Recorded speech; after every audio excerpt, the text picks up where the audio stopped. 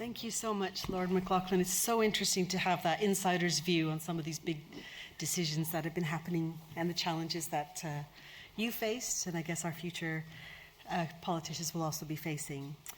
I'd like to introduce our next speaker. He is Tom Wong, and Tom is the Assistant EMP M&E. He started his career being involved in the Electrical Safety Delivery Program and has experience in asset management. Tom is now working for the maintenance team in Sussex EMP. So Tom, I'd like to welcome you to the stage, and I'd love to hear what you've got to say.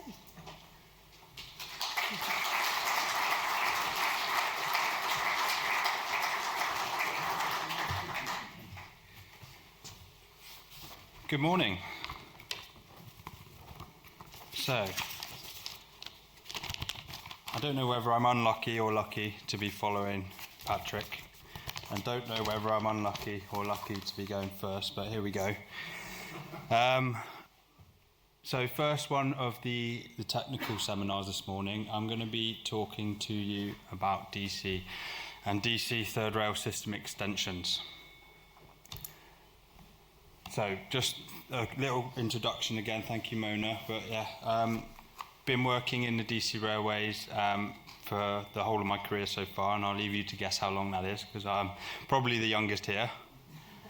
I am currently working in Sussex route, looking after all of the signalling power supplies, but again have had experience in the Electrical Safety Delivery Programme, rolling out the NSCDs on Wessex in particular, and helping out on Sussex too.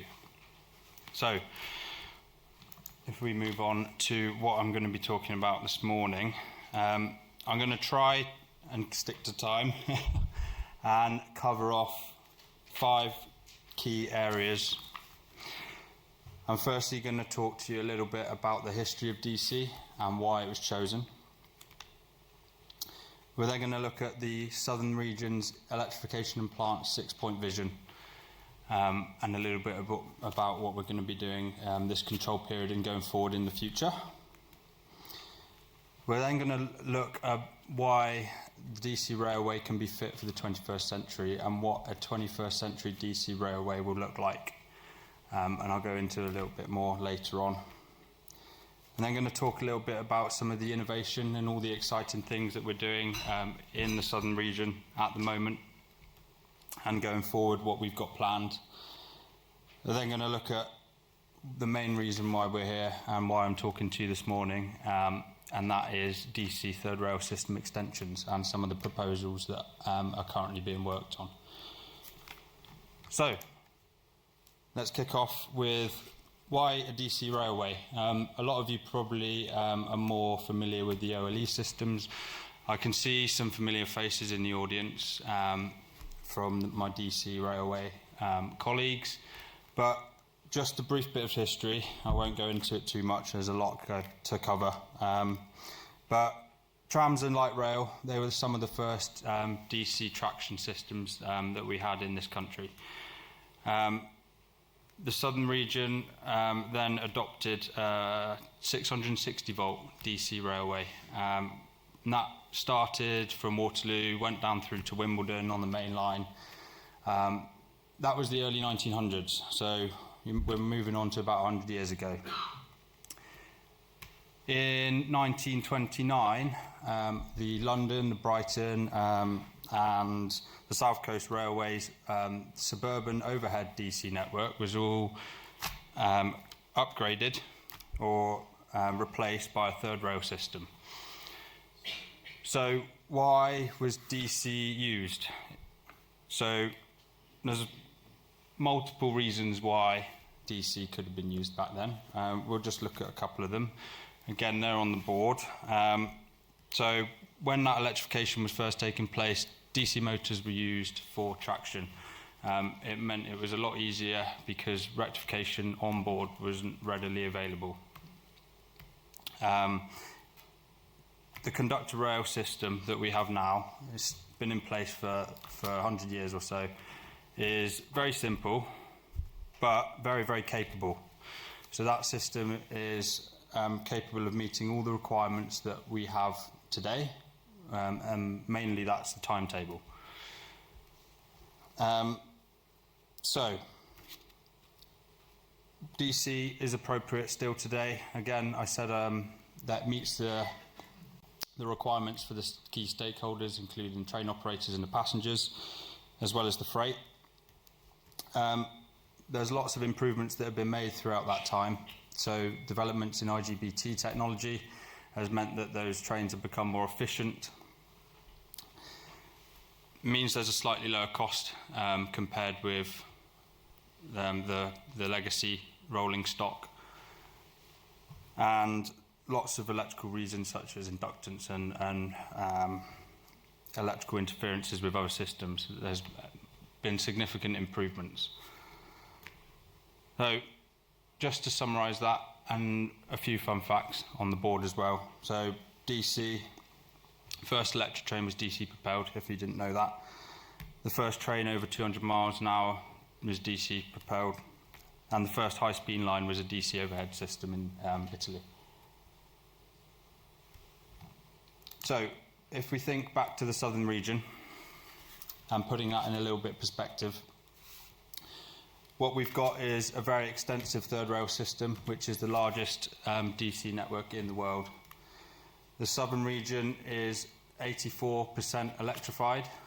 There's a couple of diesel lines left, but that 84% totals for more than 1/3 of the UK's electrification. So DC has a significant role in moving passengers around the country in the southern region. We also move over 7,000 passenger services every day during midweek. And also, we're talking about freight as well. We're moving well over 260,000 tonnes of freight every week throughout the region. So the southern region has a massive part to play in the transport network, and we continue to do so. So thinking about now, we've got what we're calling our electrification plant 6-point vision in the southern region. There's 6 points to that, and I'm only going to focus on 2 of those today, and in particular, given some of the points that we've spoken about previously, we want to look at why we're suitable for now, why we're suitable for the future. So I'm going to cover off the point of being fit for the future. We also want to include why we're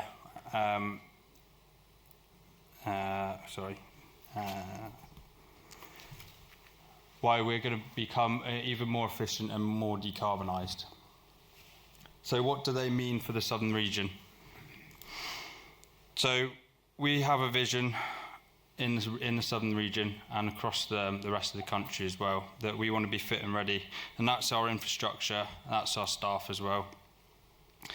So fit for the future can include modelling existing and future capabilities of the network and our infrastructure. We want to be able to lead and enable timely delivery of all of the outputs, and that can be key stakeholders, so that's passengers and public as well, moving them around. We want to be able to look at how we develop infill or new DC third rail systems or any electrification, but DC, where it is the right business case solution, is what we'd be looking at today. We want to be able to identify more efficient ways of implementing any renewals that we are undertaking. And we want to be able to embrace all of those innovation and technologies and developments that have been going on and continue to go on. All of those things, plus lots more, could help us become more fit for the future. We're also looking into hybrid and battery rolling stock innovations. I'm not going to steal Zhongbei's thunder because I know he's going to be talking about some of that later. But there are some of the other things that we're doing in the innovation field. We're looking at power generation and energy storage for traction. We're also looking more and more at how we manage the whole life carbon in all of our infrastructure. So there's lots of things that we'll be looking at, and I'll discuss a few of them going forward, about how we're going to become even more efficient and even more decarbonised. So, as I mentioned, The mainline conductor rail electrification began in the early 1900s, so getting on for 100 plus years. We need to consider how we're going to look at that system, how we're going to maintain it, infill or extend a third rail system where it's the right business case solution. But we need to make sure all of that is suitable for the 21st century. So I want to share with you two viewpoints. Number one is, how are we building a DC third rail system that protects our passengers and the public? So I've broken this down into a couple of areas. I'm going to show you a couple of different options, and I just want to pause and throw something out into the audience. I've been told that my slides look a little bit like a very old, I say very old because I'm quite young, television program, and if you can work it out, there's no prize. So we've got conductor rail switching within platform limits. So what that would mean is, where we've got lines with low frequency of trains, we can design in the removal of residual electrical hazards. So conductor rail switching would mean a train entering a platform triggered by an axle counter or other track circuit device.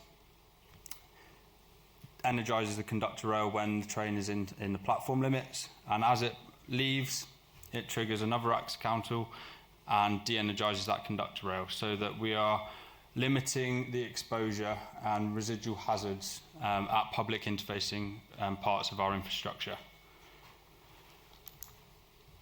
Alongside that, there's the opportunity for small traction batteries. So that could be assisting the conductor rail switching opportunities that we have. So we could shorten, cut back even shorter the conductor rail in those public interfacing sections. This could be applied at level crossings as well, for example, or any interfacing sections of the railway. It also could mean larger gaps around switches and crossings, and where we have floaters in some of those tricky areas that make it hard for us to get out on the infrastructure and maintain and also design. Just to demonstrate what that conductor rail switching would look like, as I said, the live rail at the extremities of the station. We've then got axle counters that could trigger a switch to energise a conductor rail within the platform limits, and then as the train leaves, de-energise to make safe again. So that's the first point I want to look at.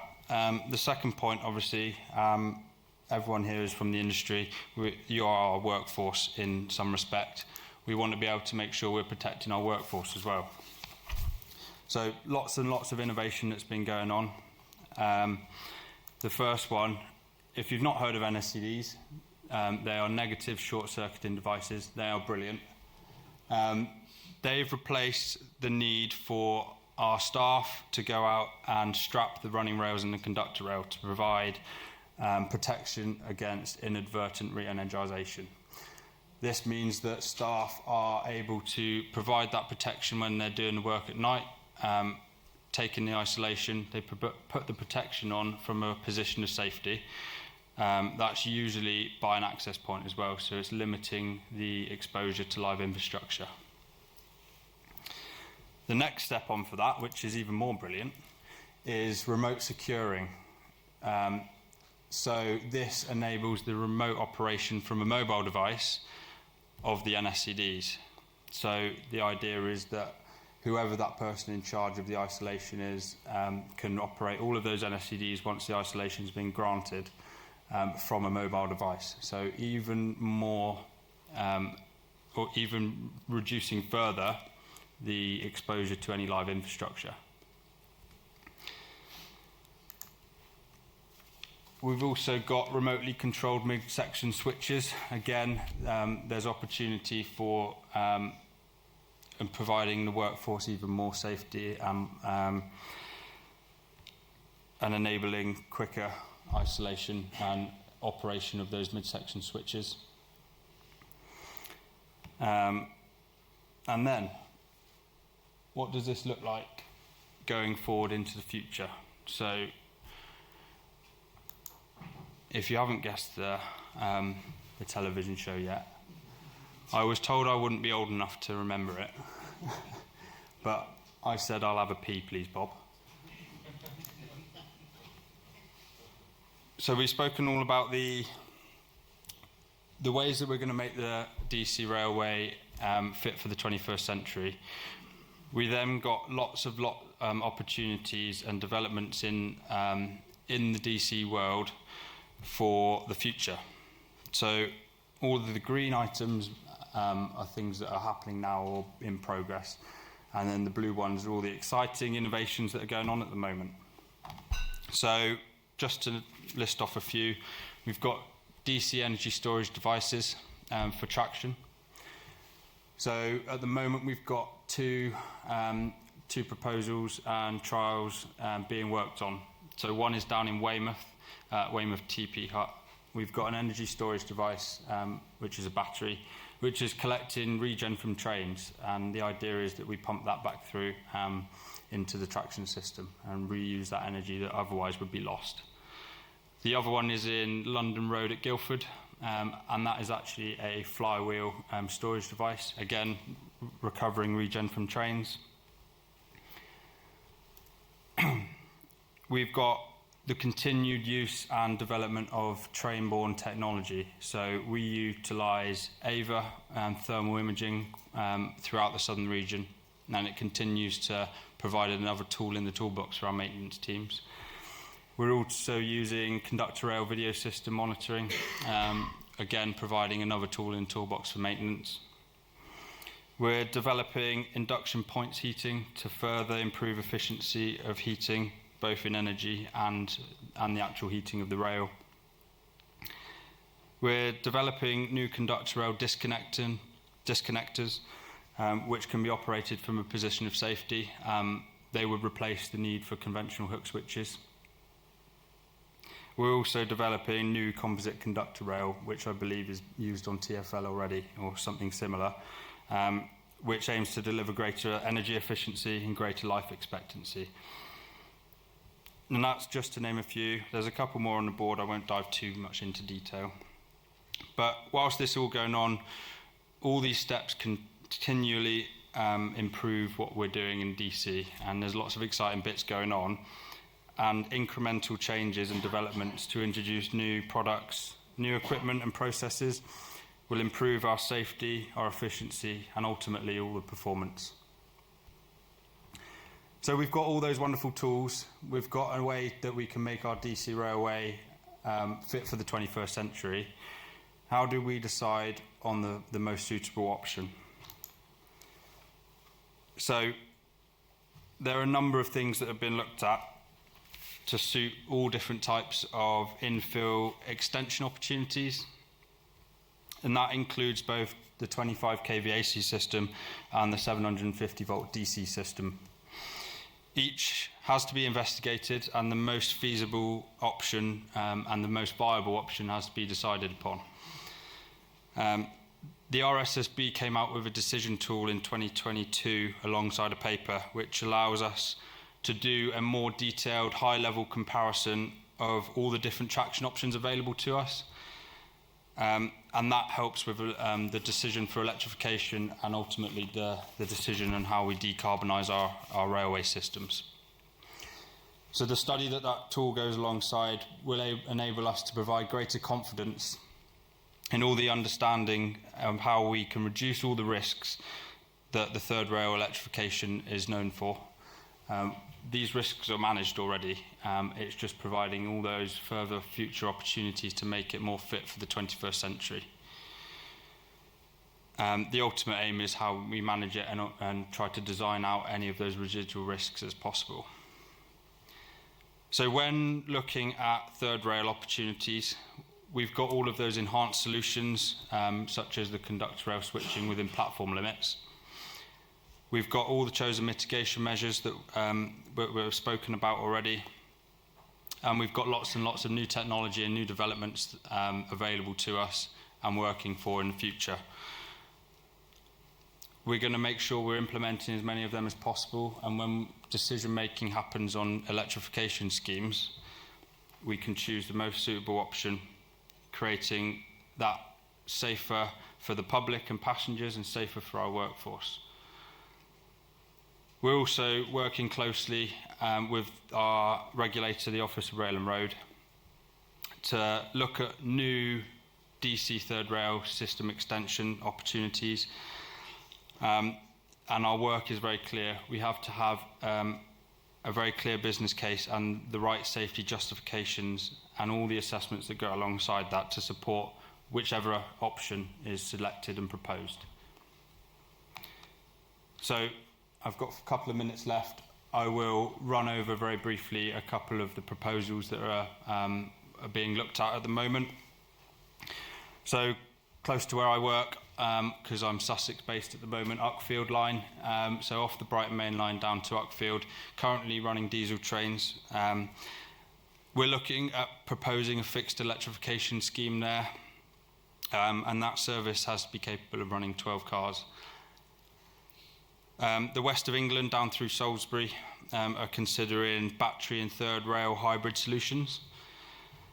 The Marsh Link is exploring opportunities for fixed electrification or potentially traction batteries. And in North Kent, they're evaluating the opportunities of utilising 2-3 car battery shuttle services with rapid charging. Now, that's similar to, if anyone's familiar with the project on Great Western Railway.